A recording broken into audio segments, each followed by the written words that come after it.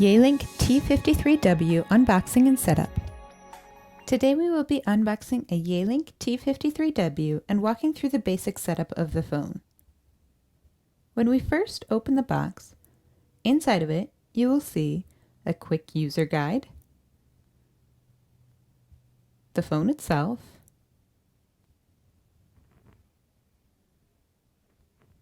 and in this compartment underneath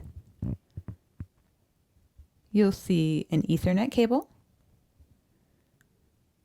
the phone stand, the handset or receiver of the phone, an optional power cable, and the cable for the handset.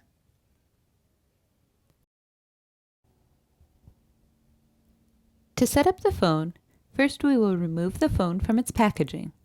Place the phone face down so that the back of the phone is facing up at you.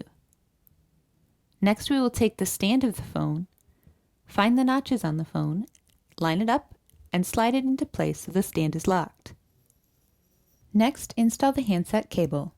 Remove the plastic sleeve from the cable, and using the end of the cable with a longer straight section, plug the cable into the receiver port on the back of the phone.